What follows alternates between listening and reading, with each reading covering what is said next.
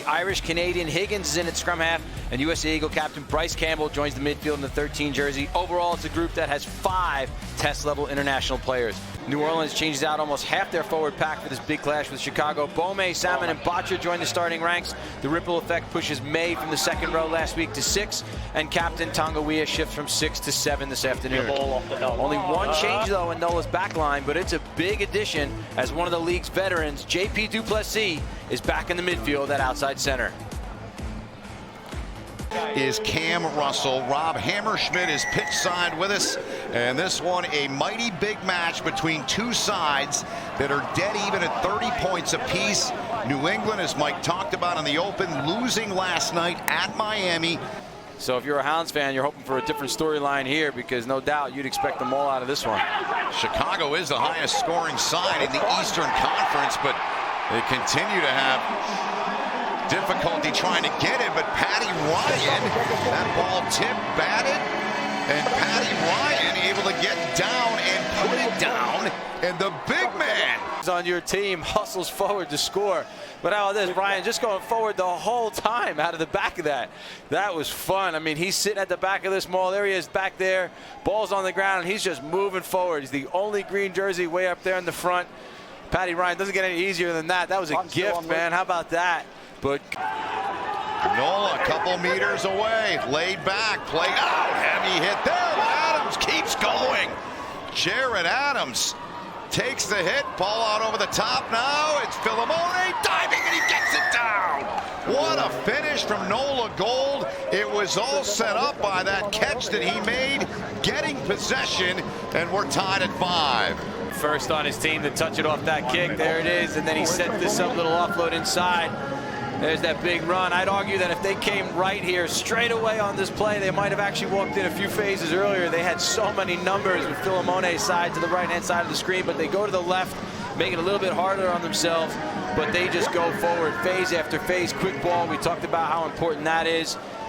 There's this big pass over the top. Here comes Cam Dolan, trying to get his arms free, but doesn't. Several green jerseys to take him down, and they just shift the ball across the field. A big over-the-top pass from the number 12 that time, Jackson Hope, and it finds Filimone in the corner, and he adds to his tally, gives him some breathing room, fighting it out for that second spot and possibly that first spot in the Eastern Conference. Yeah, no question about it. A 5-point buffer for New England. They're at 35, these two sides. Tap and go. Look at Patty Ryan, the big man, doing it all today. He's got their points. He's still charging ahead. He's a couple meters away. Good ball. They get it down. Played out of there, and it is put down. Bryce Campbell gets in there and gets into the act. And the Hounds lead it by 2 with a conversion kick coming. Slow him down, but Patty Ryan just picks it up and goes. So here's NOLA now. This is that play that they jar this ball loose. Here it comes. Lands in the hands of Augsburger, who's electric, but chased down that time by Luke Campbell, number 9 for NOLA. Patty Ryan steps in, plays scrum half that time. Look at him. Here comes the penalty. The ball is going to be available. There's Higgins saying, get out of the way. Higgins trying to pick it up off the ground. Ryan says, no thanks. Give me that. Let's go. Let's go. Pushes off a couple of defenders. Just gets that ball moving forward, and that's all that matters. Just rumble ahead. And then Higgins finds Ross Depperschmidt. See off our scoreboard on the bottom of the screen, number 23, in to replace JP du Plessis. Outside ball, nicely played. Fedo gets free, and Fedo still going. He's going to take this one in for the 5. What an explosion from NOLA Gold. They get 5 more and lead it by 6. Whoever threw this pass, I'm not quite sure who it was from NOLA. We'll take a look at it here, but took a big shot as well. So here it comes. Here comes this big hit. Bang. That's a big hit from Billy Meeks, but there is Ed Fedo on the outside. 2 Chicago tackles missed. Campbell looking for a bit of an obstruction call, but Fedo just off to the races. There's one. Carl said no thanks. Augsburger not here. And then Campbell not happy. You can see that time Filimone a little bit of a smile. Ball carriers for NOLA here in the 75th minute. Trying to go between the sticks. See that ball there. Played out, now played back. Now they're going to play it out over the top. It's Fedo out there in space. Fedo gets it down. And Fedo again.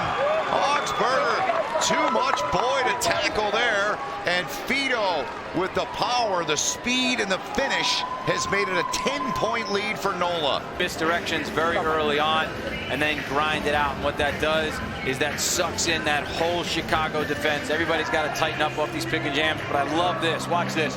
Little flick out the back, and then a huge pass from the number 9 that time, Luke Campbell. I love that play.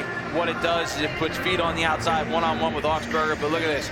Little shift. Look at all those green jerseys on the inside. Augsburger does real well to hustle out there, gets a body on him, but that is a tough man to stop from 2 or 3 meters out from your line. To the back. Not quite yet over. That finds touch. That is it. I thought I was going to say, still time to play. But That's what I was feeling too, but that is it.